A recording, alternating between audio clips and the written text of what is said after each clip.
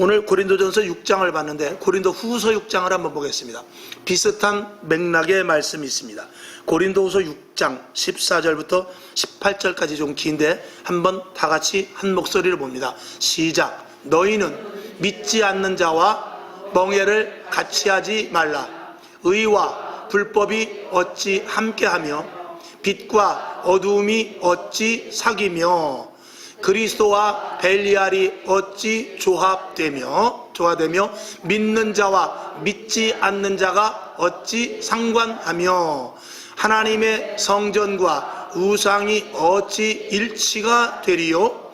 우리는 살아계신 하나님의 성전이라.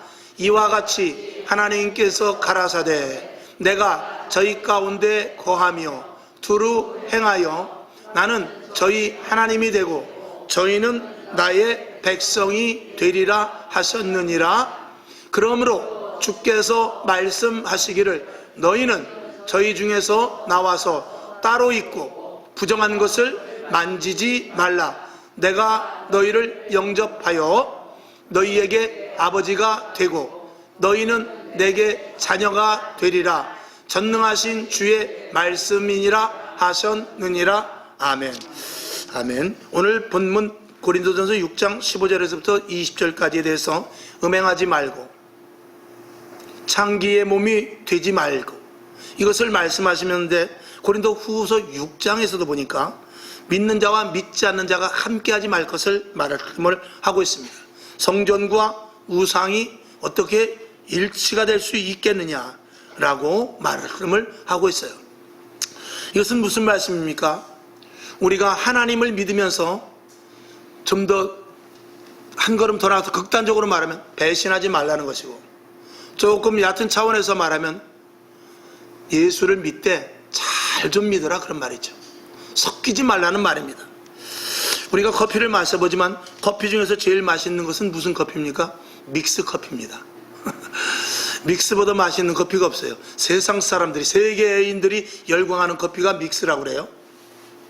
근데 사실은 그 믹스 커피를 안 먹는 사람들에게 물어보면 왜 믹스를 안 마십니까? 하면 커피 고유의 맛이 없다라는 것이죠.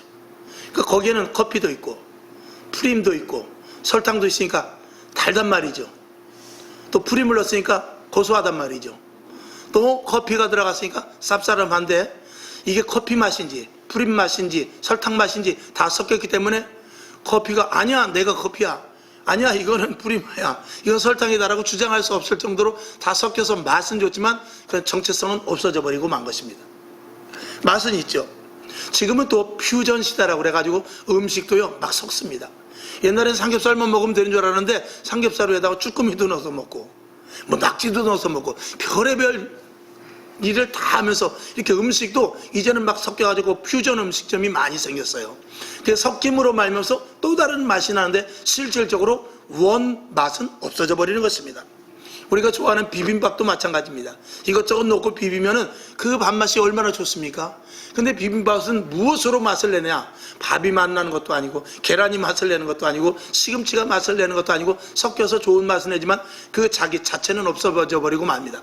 자기의 실존이 없어져 버리고 만다는 것이죠. 정체성이 없어져 버린다는 것입니다. 어제도 우리가 구역 예배 드리면서 잠깐 그런 말을 했는데 지금은 씨앗을 심으면은 그 씨앗이 일회성이지 그 다음에 그 씨를 걷어가지고 뿌리면 나질 않습니다.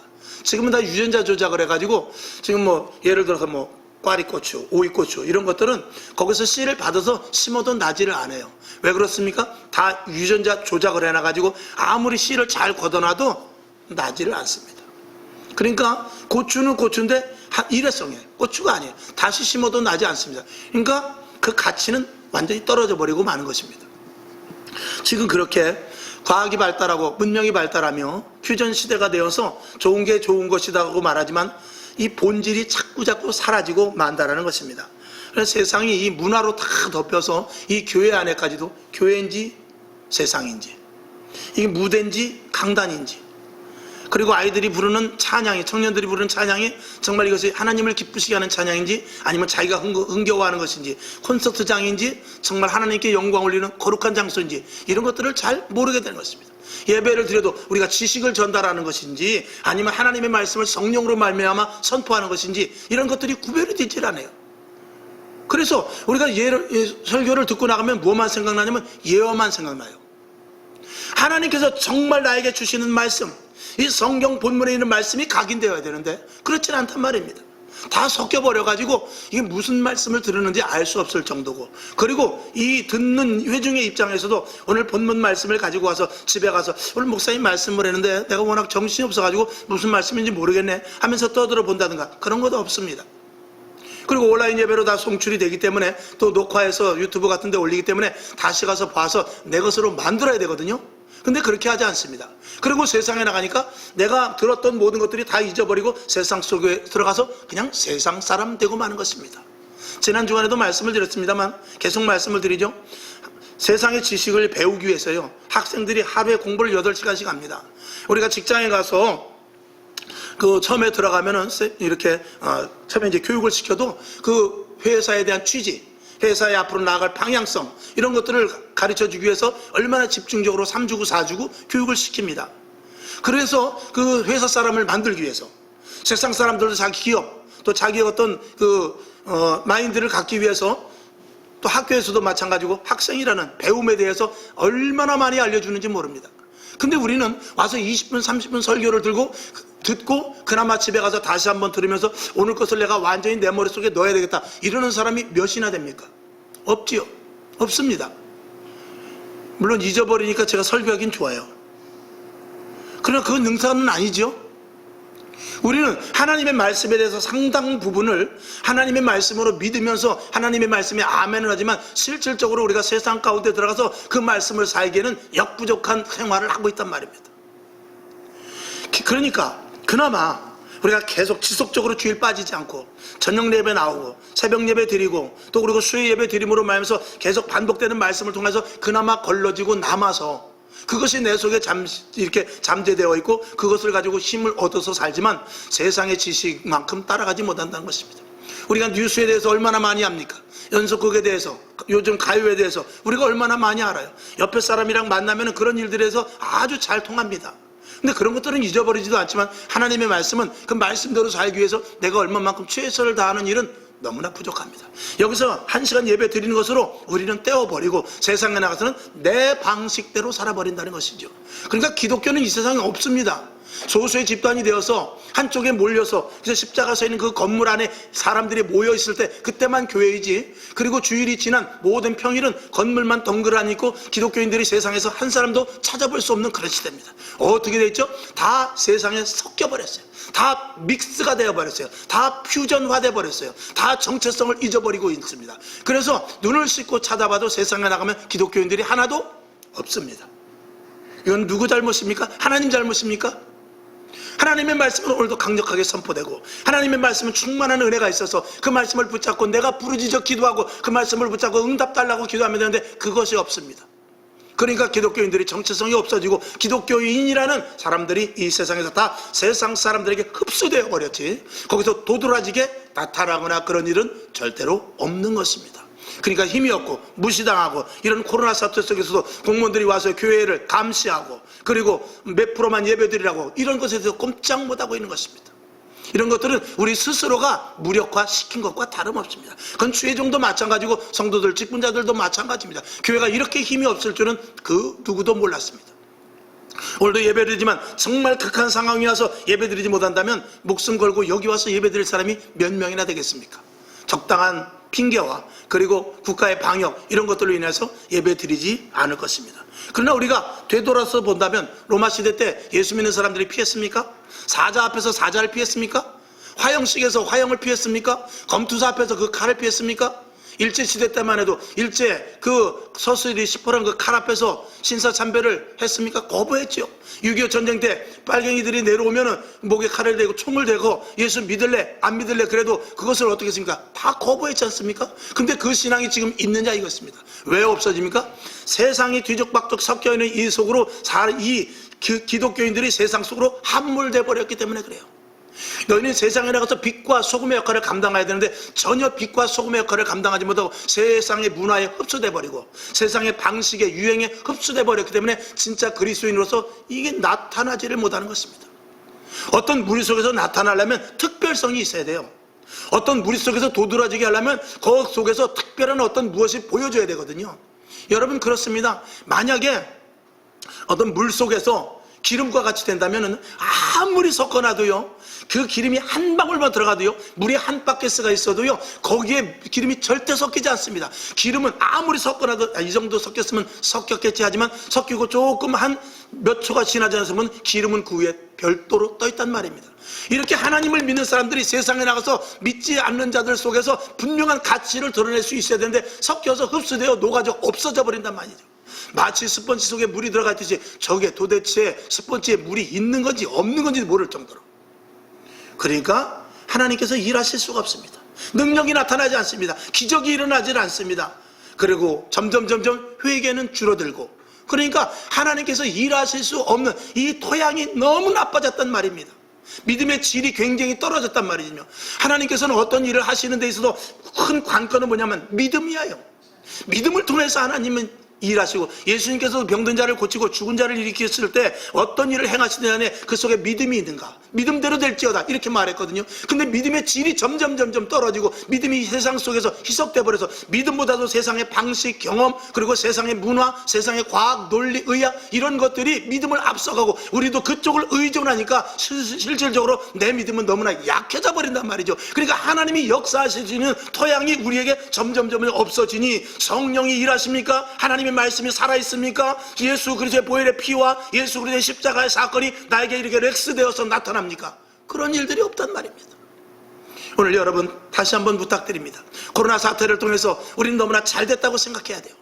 이런 일들을 통해서 걸러지고, 이런 일들을 통해서 진짜 예수 믿는 사람이 누군가, 이런 일들을 통해서 세상 바깥으로 나가지 않고 하나님 앞으로 더 다가가는 자가 누구인가. 마치 키질을 하면 알곡과 쭉정이가 갈라지듯이 쭉정이는 희한하게 똑같은 채 속에서 바깥으로 나가지만 알곡은 희한한 그 채 속에서도 안으로 들어오듯이, 저와 여러분 진짜 믿음이 있는가 없는가, 이런 코로나 사태를 통해서 테스트해본 결과를 하고 생각할 때 너무나 오히려 감사할 수 있는 그런 확고한 저와 여러분, 그런 믿음을 가질 수 있기를 주님의 이름으로 축원합니다. 오히려 코로나 사태 속에서 하나님이 하실 일이 있고, 코로나 사태 속에서 건질 교회가 있으며, 코로나 사태 속에서 정말 하나님께서 쓰실 만한 자를 특별히 쓰셔서 마지막 때 더 큰 능력으로, 마지막 때 더 큰 기적으로, 마지막 때에도 하나님께서 성령의 강력한 역사로 쓰실 사람을 찾고 있다는 사실 속을, 그 부분을 저와 여러분이 분명히 인지하면 좋겠습니다. 아멘이시죠? 세상의 문화로 덮여서 지금은 결혼식을 해도요, 그냥 주례도 없이 자기네들끼리 해버려요. 이것이 세상 풍속화됐으니까 모든 기존의 틀들이 다 깨져버리고 맙니다.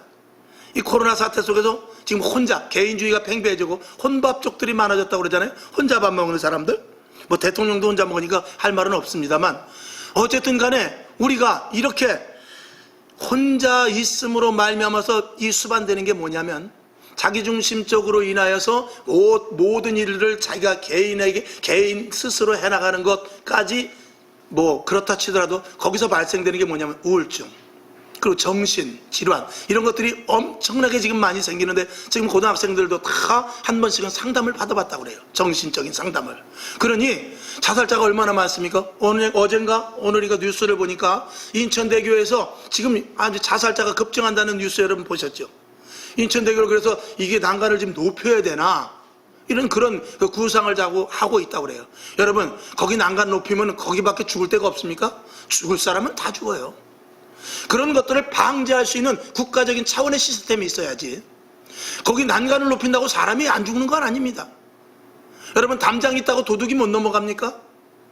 그것과 마찬가지로 도둑을 줄일 수 있는 기본적인 그 방안을 마련해야지, 그런 것들은 임시방편으로 해서는 안 된다라는 것입니다.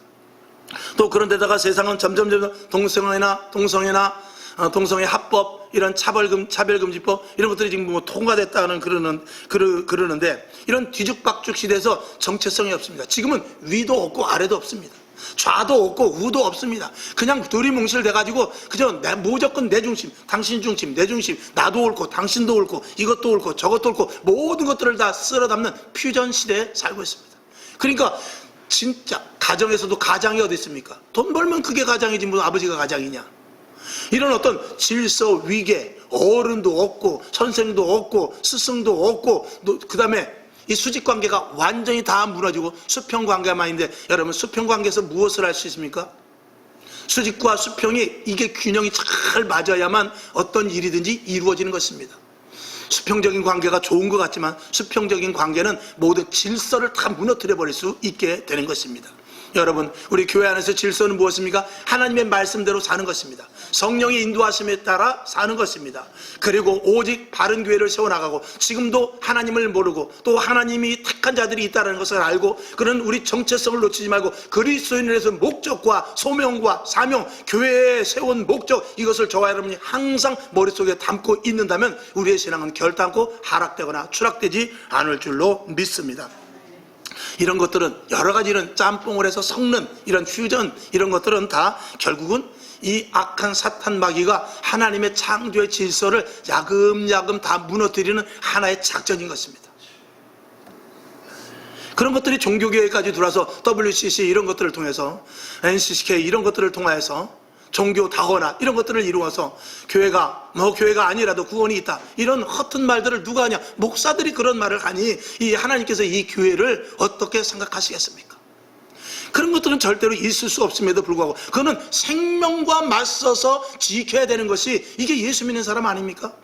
예수 그리스도께서 십자가에 못 박혀 죽으심으로 말미암아 우리를 살리셨으면 우리도 하나님의 말씀을 지키는 데 있어서 생명을 걸어야 되는 것입니다. 어떻게 종교 다원화 어떻게 세상과 교회와 혼합이 될 수가 있겠습니까? 그런 것들은 절대로 있을 수 없는 것입니다. 그러니까 교회 안에서도 적당히 타협하고 살다 보면 그럴 수 있지. 이건 세상 방식인데 교회 안에서도 타협을 한단 말이죠. 예배 못 드릴 수도 있지 아유 이번엔 기도회 하지 말자고. 이런 것들은 정말로 있어서는 안 될 일입니다.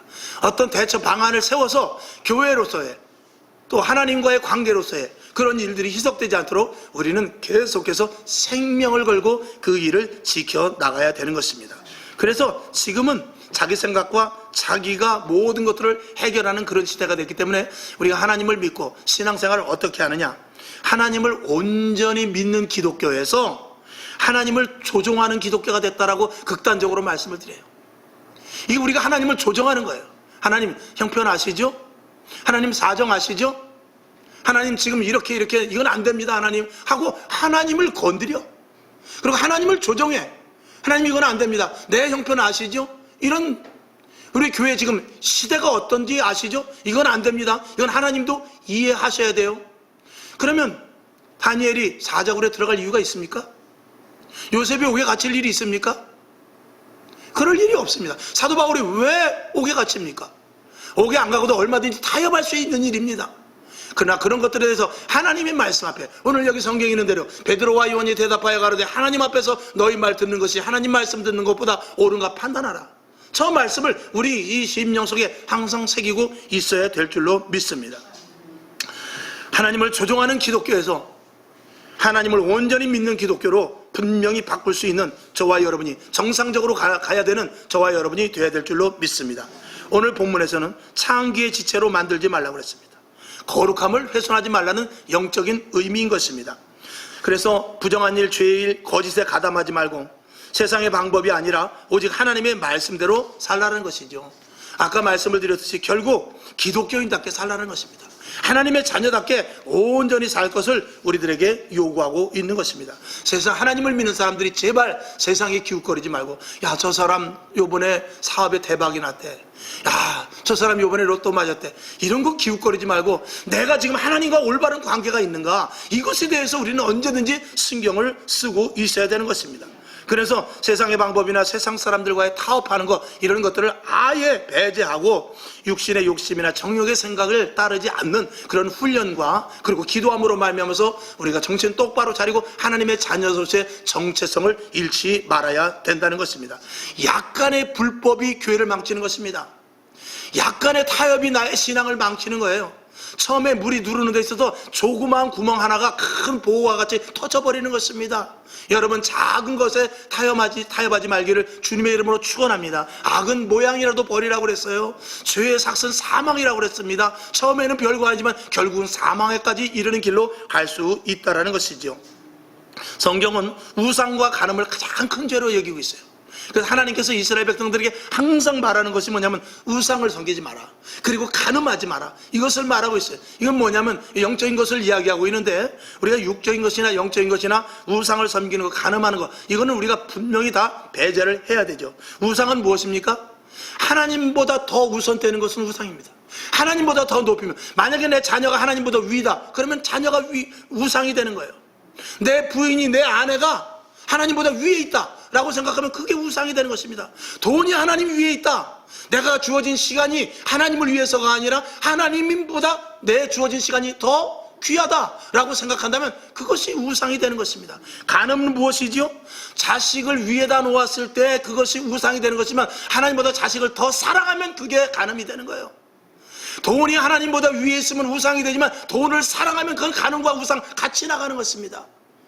그러니까 하나님보다 무엇을 더 위에 올려놨느냐, 그것이 우상이 되는 것이고, 하나님보다 그것을 내가 얼마만큼 더 사랑하면 그것이 간음이 되는 것입니다. 여러분, 하나님보다 아내와 남편과 돈과 권력과 그리고 세상 것이 더 좋고 그것을 사랑합니까? 그러면 그것이 영적으로 간음에까지 이어지게 되는 것입니다. 하나님은 이렇게 말씀하십니다.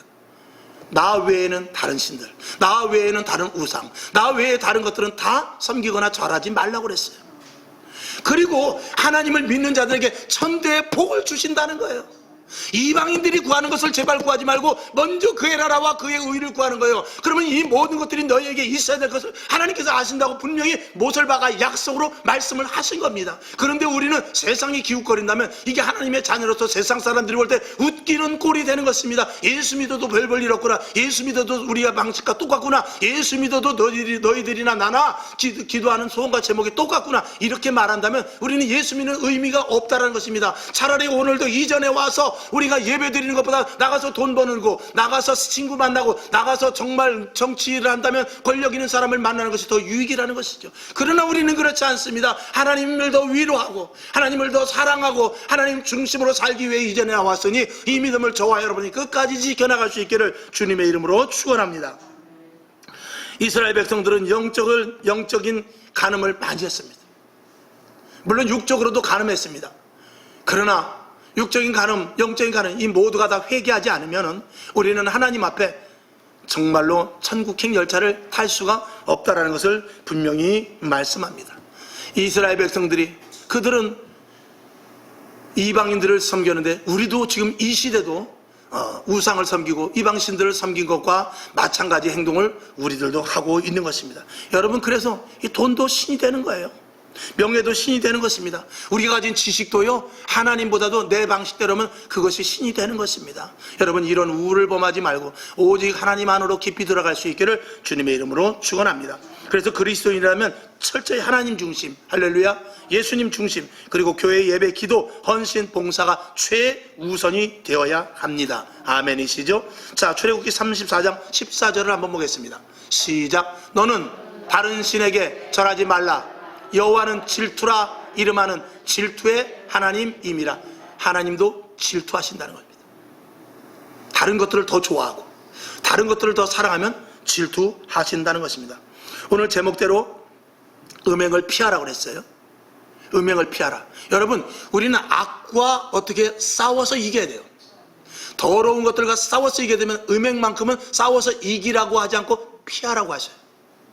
왜 그렇습니까? 악한 것들은 싸워서 이길 수 있는 힘과 능력과 권세를 우리가 가지면 이길 수 있어요. 근데 이 음행이라는 것은요, 우리가 이기는 것이 아니라, 음행이라는 것을 싸워서 덤벼들 때 벌써 음행이라는 그 자체의 벌거벗은 그 모습 속에 우리가 현혹돼 버리고 마는 거예요. 그렇기 때문에 빨리 그 자리를 피해서 그걸 보지를 말아야지. 쳐다보지도, 음란, 음행, 그 다음에 간음, 이런 것들은 쳐다보지도 말고 생각지도 말아야지. 그 자리에서 내가 결정을 하고 어떻게 할까 고민하고 싸워서 이긴다, 이건 되는 것이 아닙니다. 그 자리는 빨리, 그래서 음행은 피하라고 주님께서 말씀하고 있는 거예요. 그래서 음란한 것은 피해야 되는데, 우리가 우상을 섬긴다든지 아니면 나보다, 하나님보다 다른 것들을 더 좋아하는 이런 것들은 아예 생각 속에서 미련 없이 버릴 수 있는 저와 여러분이 분명히 되어야 될 것입니다. 자, 영적 간음에 대하여서 정말 무섭고, 그리고 영적 간음이 하나님 보시기에 정말 사망으로 이르게 된다는 것에 대해서 몇 가지를 말씀을 드리고자 합니다. 자, 마태복음 5장 29절을 보겠습니다. 29, 30절 시작. 만일 내 오른 눈이 너로 실족케 하거든 빼어버리라. 내 백체 중 하나가 없어지고 내 몸이 지옥에 던지우지 않는 것이 유익하며. 30절 또한 만일 내 오른손이 너로 실족케 하거든 찍어내버리라. 내 백체 중 하나가 없어지고 온몸이 지옥에 던지우지 않는 것이 유익하니라 그랬습니다.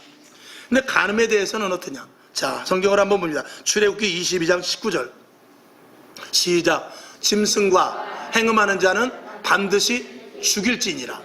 자, 또 보죠. 31장 14절을 봅니다. 시작. 너희는 안식일을 지킬지니 이는 너희에게 성일이 됨이라. 무릇 그날을 더럽히는 자는 어떻게 해요? 죽일지며 무릇 그날에 일하는 자는 그 백성 중에서 그 생명이 끊쳐지리라. 그러니까 안식일을 범하는 것도 우상숭배 그리고 간음이랑 똑같이 하나님께서 이렇게 취급을 하십니다. 자, 조금 전에 말씀을 드린 대로 내 오른 눈이 너를 실족해 하면 눈을 빼래요. 그리고 발이 실족해 하든지 손이 죄를 범죄하면 손을 잘라버리라는 것입니다. 그런데 손을 잘라버리고도요 천국 갈 수 있어요. 두 손을 가지고 지옥 가는 것보다 차라리 손이 범죄를 하면 손을 자르고 천국 가는 게 낫다라는 거예요. 눈이 자꾸 범죄를 하면은 두 눈을 가지고 지옥 가는 것보다 눈을 빼버리고 차라리 천국 가는 게 낫다라는 것입니다. 그러니까 자, 이 손이 범죄를 도둑질을 하든지 강도를 하든지 그러면 손을 잘라버리면은 천국에 갈 수 있습니다. 그런데 음란한 것은 무조건 다 어떻게 해요? 죽이라고 그랬어요. 음란은 무엇이냐? 몸을 더럽히는 것이라고 했어요. 오늘 본문을 제가 한번 보겠습니다. 오늘 성경 본문을 보니까 18절을 보면 음행을 피하라. 여러분 그 주보에도 있어요. 18절을 보면 음행을 피하라. 사람이 범하는 죄마다 몸 밖에 있거니와 음행하는 자는 자기 몸에게 죄를 범하느니라 그랬어요. 그래서 몸 전체의 죄를 가하는 것이기 때문에 이 음행이라는 것은 몸 전체의 죄를 가하는 것이기 때문에 여러분 손이 죄를 되면 손 자르면 돼요. 근데 음행을 하면 어딜 자릅니까? 어떻게 해야 돼요? 생명을 버려야 돼요. 그러니까 음행을 하면 살 방법과 살 길이 없다라는 것입니다. 그래서 음행을 하나님께서 제발 간음하지 말고 우상 섬기지 말고 음행을 하지 말라라고 말씀을 하고 있는 것이에요. 자, 우리 한번 더 봅니다. 레위기 20장 10절을 봅니다. 시작. 누구든지 남의 아내와 간음하는 자 곧 그 이웃의 아내와 간음하는 자는 그 간부와 음부를 반드시 죽일지니라 그랬어요. 11절. 누구든지 그 계모와 동침하는 자는 그 아비의 하체를 범한 것과 똑같다고 그랬어요. 둘 다 반드시 죽일지니 그 피가 자기에게로 돌아가리라. 12절 보죠. 누구든지 그 자부와 동침하거든 둘 다 반드시 죽여라.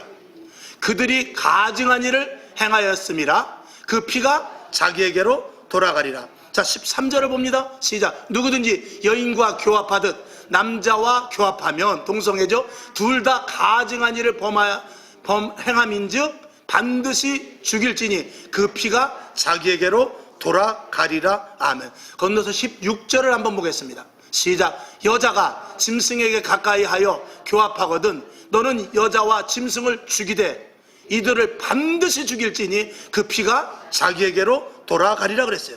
자, 넘어가서 레위기 20장 27절을 봅니다. 시작. 남자나 여자가 신접하거나 박수가 되거든 반드시 죽일지니 곧 돌로 그를 치라. 그 피가 자기에게로 돌아가리라.